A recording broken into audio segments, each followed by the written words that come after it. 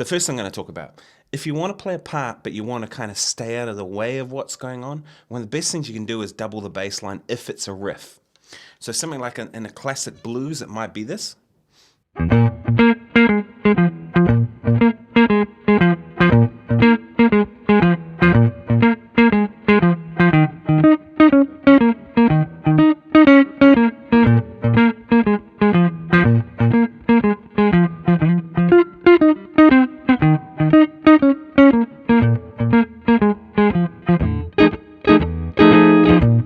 Right, so that's a classic bass line that a bass player might play. So just double that up. Then you're kind of fattening things without really getting in anybody's way. You have to be careful, of course, because if the bass player plays a fiddle and you play the riff, it may clash. But it's a good way of kind of locking in on a part. It could be something like...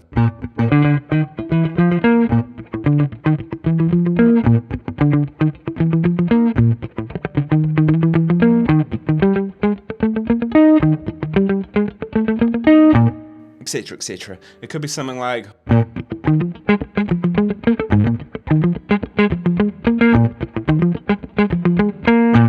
Could be something like...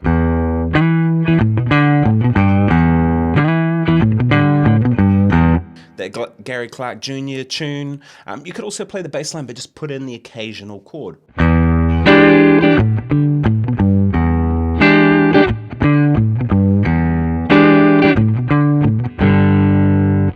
Put that chord on the end.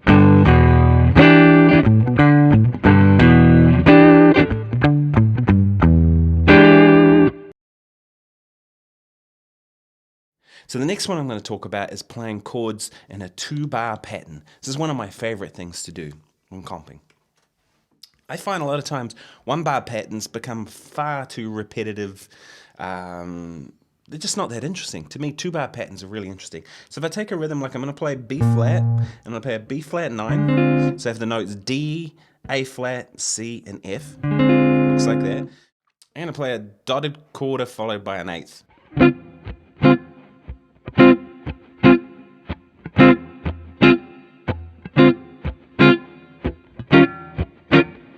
And there I've just gone to the 4 chord, which is just an E flat 9, E flat, G, D flat, and F.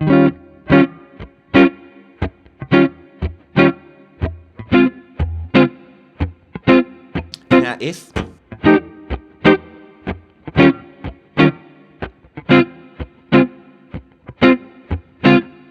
So that's okay, but if I turn that into a 2-bar pattern, I might do something different in the second bar. So I'm going to do the same thing when I displace it by a half beat. So dotted quarter eighth, and then the next bar I'm going to go on the end of 1 and beat 3.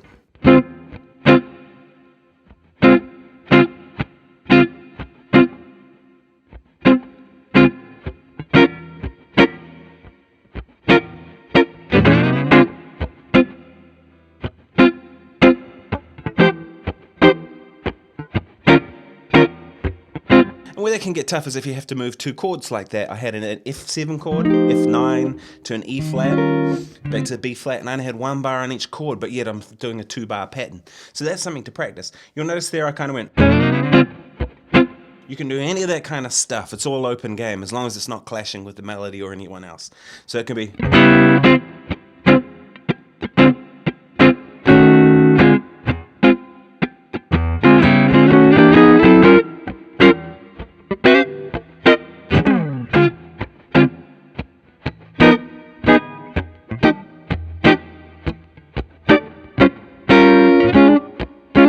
So you see there I started putting in more chords, a bit more movement, a bit more so on, and it starts to sound a little more interesting. So 2-bar patterns is a good one to look at.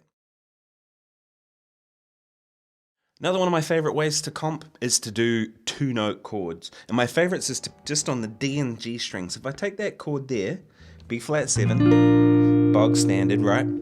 And I get rid of the B flat because the bass player's already got that. I don't need the F because it's the 5th. It's a little power chordy. I'll take this next note, which is an A flat, next note, which is a D, and that's all I need. A flat and a D. I've got the 7 and the 3rd. That's really all you need to spell that chord sound. If I go to the E flat chord, there's E flat. Well, I don't need that. The 3 and the 7.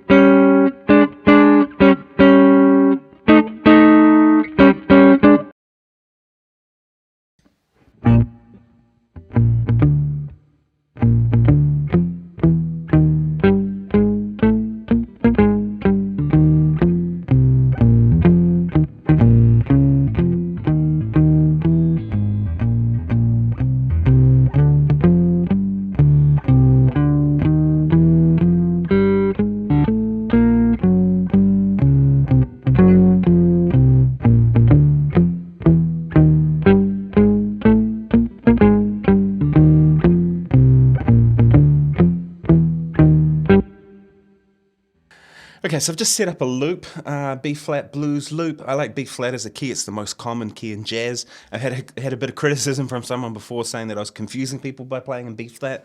But if you play jazz music, this is the most common key. So I've set up a loop here. I'm just going to show you what, with the bass line going, what the 2-note chords sound like.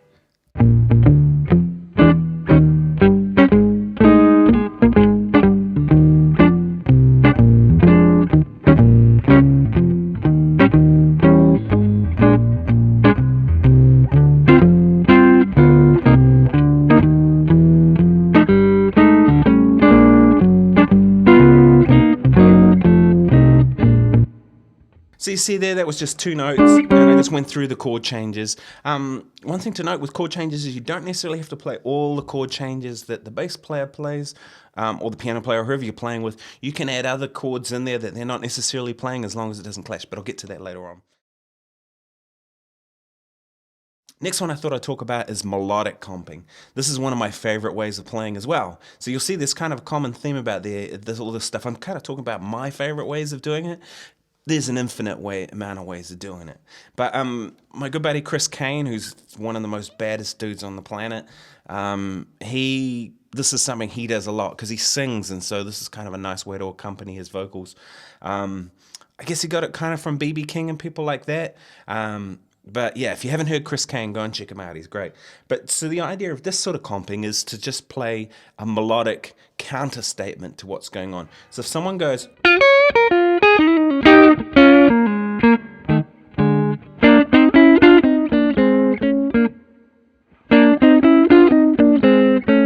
This is the kind of thing that Chris would do a lot. And then the soloist might go...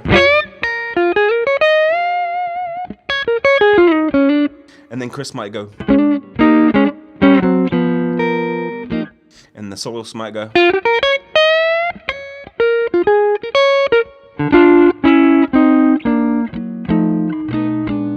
So you see there was this little melodic statement, and one thing I've heard Chris do a lot is this shape.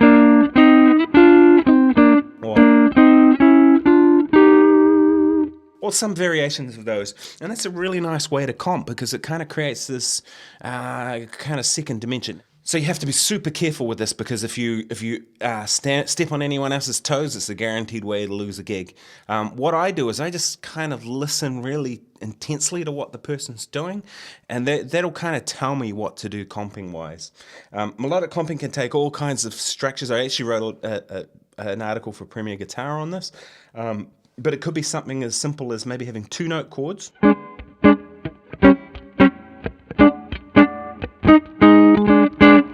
And then when there's a gap in the solo, maybe I'll go... And just put in...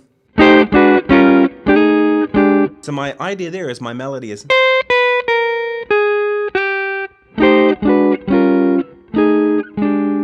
So how do you work on being able to do that? Well, the thing I try and do is try and come up with melodies and then harmonize them, essentially. So say I have a melody... here's a better idea.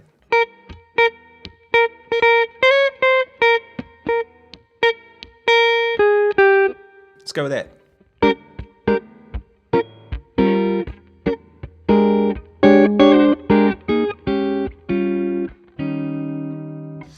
Another idea, another melodic idea. So we'll go.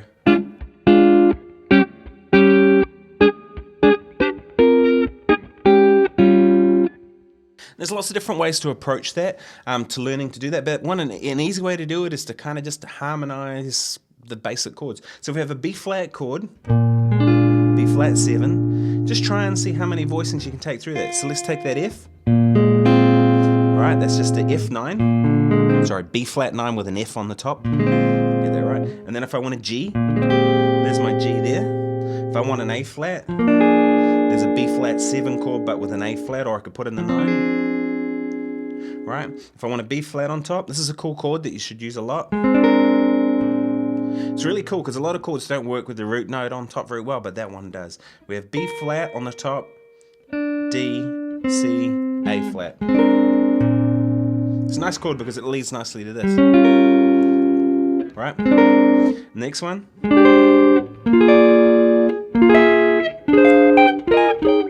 So So you see there, what I've done is just essentially harmonise the chords, and best to go with the ones that work for you. You'll understand kind of what sounds right, and then look at connecting chords, but we'll get to that later on. So anyway, check out that Premier Guitar article if you want to see more on melodic comping, because it's a deep, rich subject. Right, so how do you work on comping? Here's some things you can do. Firstly, you've got to be aware of what you're trying to achieve, and I've discussed that already. Try and think kind of like a piano player would think, right? A lot of times guitarists move around a lot. We have a chord like this, and then we go, and then our 4 chords up here, and then our 5 chord, and then our 4 chord. Could you imagine that on a piano? Them going like this and then up here, and it just wouldn't make any sense, would it? So a much better idea would be to try and play it so they connect, right? So if I have this chord, kind of wants to go to for your 4 chord. Although I don't tend to play that voicing anyway very often. To me, that's too many notes. For most contexts, that's pretty full, unless I'm doing...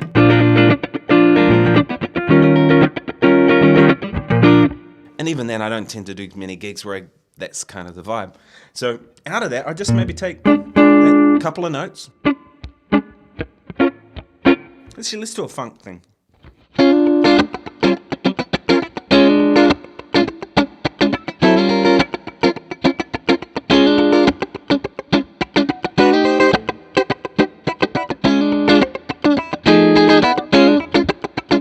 So all I did there was I took a couple of notes out of the B flat chord and looked at where the nearest E flat is that logically connects to it.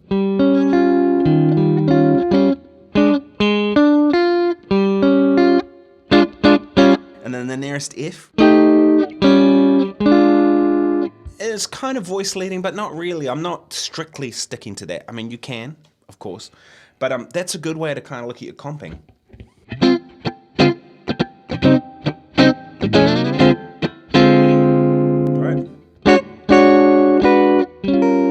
So there I used a little connecting piece. Another thing you can do to work on your comping, and this should help a lot of people, is have a common note on top of your chords. And that'll force you to kind of find those chords all in one position.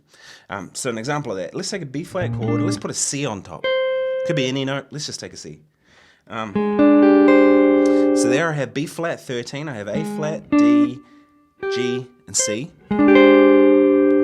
Now I'm going to go to an E flat chord, but I'm going to try and keep that C on top. Right, I played E flat 13. I have G, D flat, F, C. Back to B flat. So notice there I went B flat 13, sharp 5 to that E flat 13 chord. So I'm connecting all the other notes, but my top note's staying the same.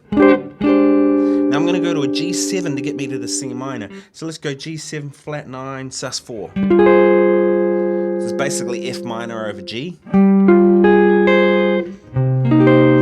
minor 7, F7 flat 9 to B flat 13.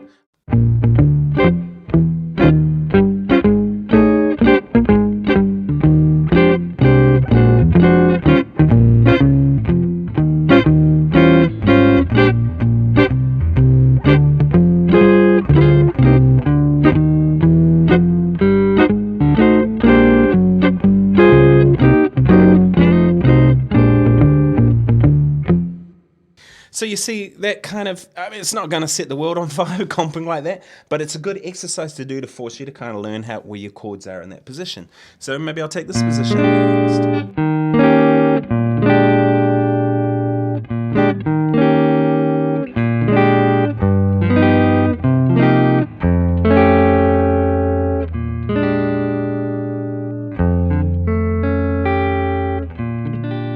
And you might find some funky chords that don't work so well, but that doesn't matter. It's about kind of exploring what that means. So in that case, I just kept a common G note on top to try and force myself to find the chords down here. And most people don't know this part of the guitar very well. Maybe they know some chords,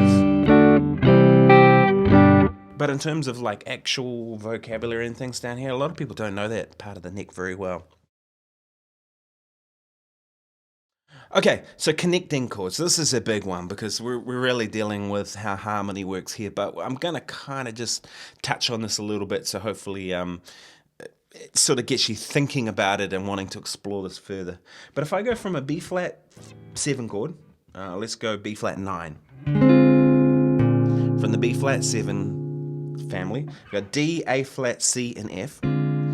To get to the E flat chord, there's a couple of ways I can do that. I can go E, side slip it that way. I can side slip it from a D chord below to get me to the 4 chord. All right.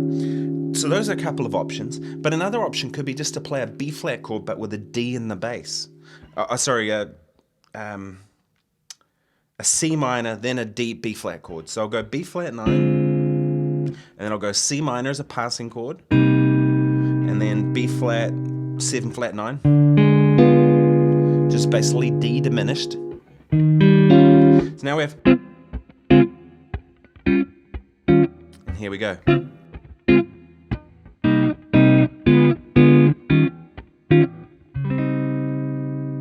So you see that kind of as a way of connecting. Another way I could do it is go B flat, and then I could go F minor, B flat, E flat. Just create a 2-5-1 there. Now it doesn't matter if the band plays this or not. If what you're playing makes logical sense, doesn't clash with the melody, it'll work. And if you're playing with a good bass player, they'll probably pick up on a lot of the stuff that you're doing and hopefully support it as well. And even if they don't, as long as it's cool and it's happening, it's still good.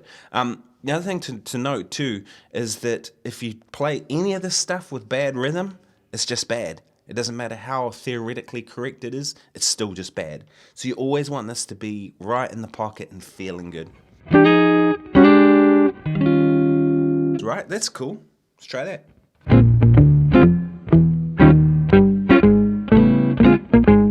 Here we go. E diminished.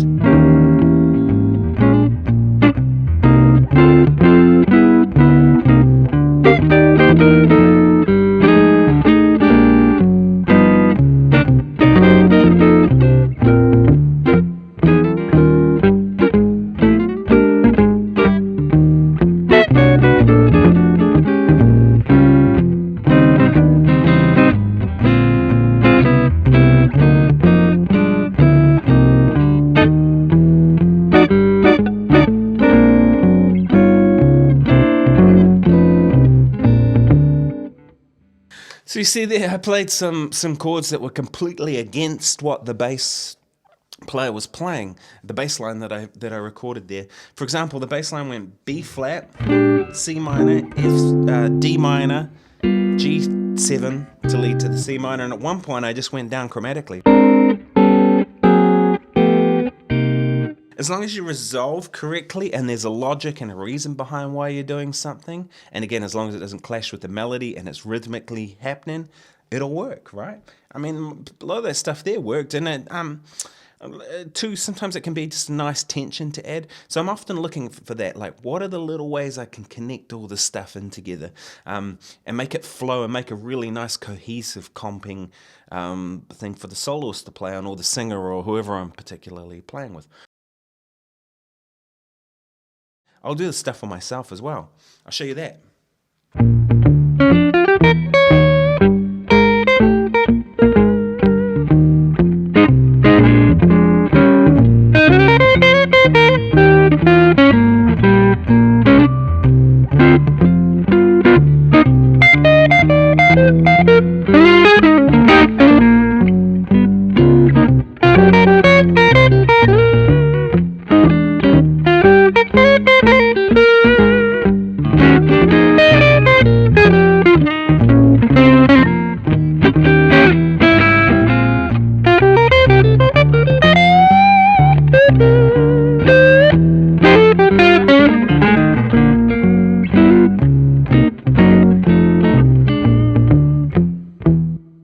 So you see there, I was kind of comping while soloing, so I'm putting in these little comping chords to try and support the solo that I'm doing. So again, I can't reiterate enough how important rhythm is. So how do you work on that? Well, one of the best things you can do is put a metronome on. That's pretty obvious, right? But a lot of times I find people put the metronome on and they hope just by having it on in the background, it's over there and they're playing and they're not really paying any attention to it. They think they're going to get better. But that, in my experience, isn't how it works.